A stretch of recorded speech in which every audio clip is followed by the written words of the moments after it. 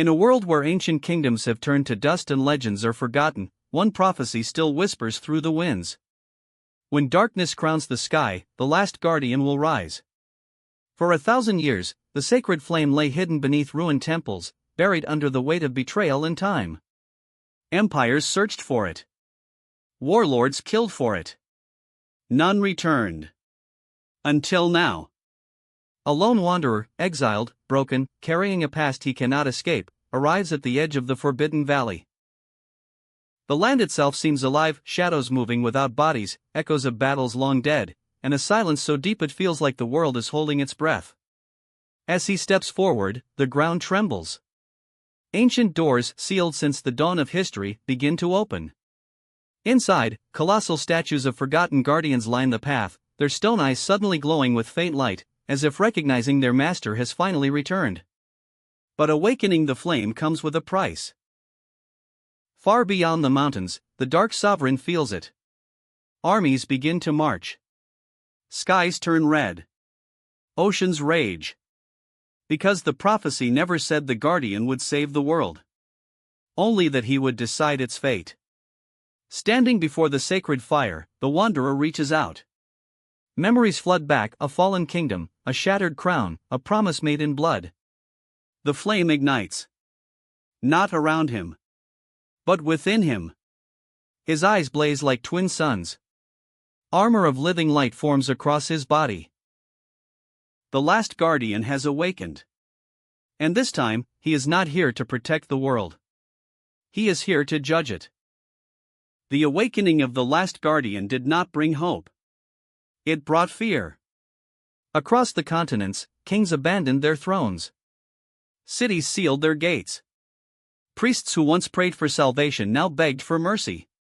Because the ancient texts had a second line, one that was erased from history. When the last guardian awakens, the age of mankind will be weighed. And the scales had not moved in humanity's favor.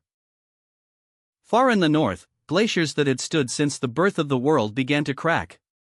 Beneath them, something vast stirred, titanic beings of ice and stone, bound there after the first war of creation. In the east, deserts swallowed entire armies overnight, as if the sand itself had become a living ocean.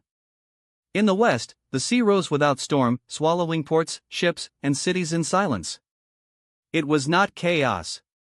It was judgment. At the center of it all stood the guardian. Now clad in radiant armor that shifted like molten sunlight, hovering above the ruins of the ancient capital where his kingdom once stood. Below him, millions gathered. Not to fight. Not to worship. But to plead. Children raised candles.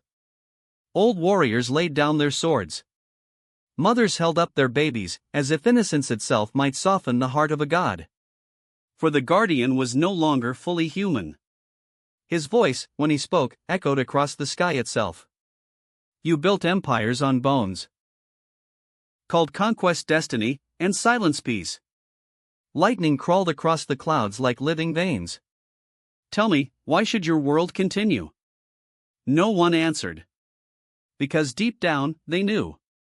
But then, from the shattered horizon came a single figure walking through the dust. A woman. Cloaked. Unarmed. She did not kneel. She did not bow. She simply looked up at the blazing being in the sky and spoke one word. Because. The world seemed to pause.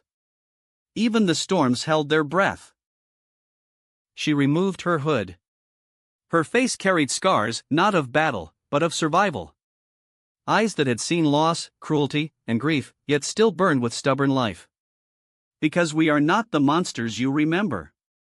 Memories surged through the guardian, not of kings and wars, but of farmers sharing bread, strangers saving strangers, laughter echoing through simple homes. Moments history never records. Moments that never shape empires, but shape humanity. Far away, the dark sovereign, ruler of the shadow realms, smiled. Because this was the moment he had waited for. If the guardian destroyed humanity, darkness would inherit a dead world. But if the guardian spared them, then hope would live. And hope was far more dangerous. The sovereign unleashed his true army, not of soldiers, but of nightmares given form. Creatures born from fear itself poured into reality, tearing open the sky like paper. For the first time since awakening, the Guardian turned not toward humanity, but toward the threat. The heavens split. Light clashed with abyss. Every impact reshaped landscapes. Mountains collapsed like sandcastles. Rivers reversed their flow. The air burned as if the world itself could not withstand the power unleashed. Yet the Guardian did not fight alone. Humans, terrified, fragile, mortal, picked up their weapons anyway. Not to defeat gods, but to stand. Soldiers shielded strangers. Healers ran into fire. Ordinary people did extraordinary things, knowing it would not matter. And that was precisely why it mattered. Seeing this, the Guardian understood. Humanity was not worthy because it was perfect. It was worthy because it kept choosing to try. Even when hope was irrational. Even when defeat was certain. With a roar that shook existence itself, the Guardian unleashed the full power of the sacred flame, not as a weapon, but as a shield. A dome of pure light spread across the world, vaporizing the nightmare army, sealing the torn sky, pushing the dark sovereign back into the void beyond reality. For the first time in millennia, silence returned. Exhausted, the Guardian descended to the ground, armor fading, light dimming.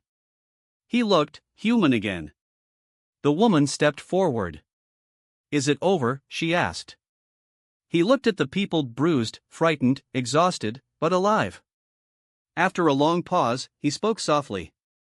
"No." A small, tired smile appeared. "Now it begins." Because the prophecy had a final line, hidden deeper than all others. The last Guardian will not save the world, he will give it back. The sacred flame lifted from his chest and scattered into thousands of sparks, drifting across the sky like a new constellation. Each spark entered a different person. Not warriors. Not rulers. Ordinary people. The age of one savior had ended. The age of shared guardians had begun. And somewhere in the endless darkness beyond the stars, something ancient opened its eyes. Watching. Waiting. Because the war for existence was far from over. For generations, the people had waited. The temple in Jerusalem stood again, rebuilt from ruins, stone by stone, prayer by prayer. Walls restored. Gates lifted. Worship resumed. But something was missing. No pillar of fire. No cloud of glory. No thunderous voice from the mountain. Heaven seemed silent. Years turned into decades. Decades into centuries. Empires rose and fell over the land like waves over sand. First came foreign rulers who spoke strange languages. Then armies marching under banners never seen before. Taxes increased. Freedom faded. Hope dimmed. Yet the ancient promises remained. Every child grew up hearing them. A king will come. A deliverer will rise. A light will shine in darkness. In homes, parents whispered prophecies to their children at night. He will come from the line of David. He will bring peace. He will restore the kingdom forever. But life was hard. Farmers struggled under heavy burdens. Merchants were taxed at every gate. Soldiers patrolled the streets, reminding everyone who truly held power. Some people lost faith. Where is God now? They asked. Why does he not act? Others clung to hope even tighter. In the temple courts, old men still prayed daily. Widows lit lamps and recited sacred words. Teachers studied the ancient scrolls, searching for clues. Every generation believed they might be the one to see the promise fulfilled. Different groups formed among the people. Some focused on strict obedience to the law, believing righteousness would bring salvation. Others withdrew into the wilderness, waiting for God to intervene dramatically. Some chose resistance, preparing to fight for freedom. And some simply tried to survive day by day. But all were united by one longing: deliverance. Stories spread of a coming age when swords would become plows, when justice would reign, when tears would be wiped away, when the world itself would be renewed. Travelers carried news from distant lands, rumors of unrest, strange signs, shifting powers. It felt as if history itself was holding its breath. Meanwhile, ordinary life continued. Children played in dusty streets. Carpenters shaped wood. Fishermen cast nets into quiet waters. Shepherds watched flocks beneath endless stars. Unknown to them, history was moving toward a moment that would change everything. Not through armies. Not through palaces. Not through power as the world understood it. But through humility. Through unexpected places. Through ordinary people chosen for an extraordinary purpose. In small villages, faithful hearts still prayed, "God, remember your promise." In lonely fields, shepherds sang ancient songs under the night sky. In quiet homes, mothers taught their children to trust in a future they could not yet see. Hope flickered, sometimes faint, sometimes bright, but never fully extinguished. Because the promise had not been forgotten. Not by the people. And not by God. Far beyond human sight, preparations were already unfolding. Paths were aligning. Lives were being positioned. Moments were drawing near. The silence was not absence. It was anticipation. Like the stillness before dawn. Like the hush before the first note of a symphony. Like the darkness before the first light breaks the horizon. Something new was about to begin. Something that would divide history itself into before and after. And in the quiet corners of the world, without fanfare or announcement, the stage was being set. Not in a palace. Not among rulers. But among the humble. Among those who would believe. Among those who were ready. Darkness had fallen over Jerusalem. The execution was over. The crowds had gone home. The sky had cleared. But something impossible had happened. The tomb was empty. Whispers spread first, then shock, then explosive hope. He is alive. At first, only a few believed. Then more. Then hundreds. Men and women who had hidden in fear now stepped into the light with unshakable courage. Because they were no longer afraid of death. They had seen life conquer it. In a quiet upper room, followers gathered behind locked doors. Fear still lingered. Soldiers still hunted. Authorities still threatened. Suddenly, a sound like a violent rushing wind filled the house. Flames, not burning, but glowing, appeared above their heads. Power surged through them. Fear vanished. Strength replaced weakness. Ordinary people became fearless witnesses. They stepped outside and began speaking. But something miraculous happened. Visitors from many lands heard the message. Each in their own language. Confusion turned into astonishment. How can they speak our tongue? Thousands gathered. And that day, a movement was born. They shared everything. Food. Money. Homes. Hope. No one was left alone. The poor were cared for. The sick were visited. The forgotten were remembered. Love became their identity. Not power. Not status. Not wealth. Love. And people noticed. But not everyone was pleased. Religious leaders saw their influence slipping. Authorities feared unrest. Crowds growing daily meant control was weakening. So arrests began. Threats followed. Punishments escalated. Stop speaking about him, they were ordered. But the followers answered with calm certainty.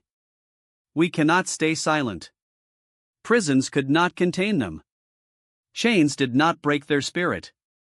Even when beaten, they returned to the streets. Even when threatened with death, they spoke louder. Because their message was not about survival. It was about eternal life. The movement spread beyond Jerusalem. Into villages. Into deserts. Into ports and trade routes. Merchants carried the message. Travelers shared stories. Refugees brought hope to new lands. Faith moved faster than armies. One man hunted them relentlessly. He believed he was defending truth. He imprisoned believers. Approved executions. Spread terror wherever he went. Then, on a lonely road, everything changed. A blinding light.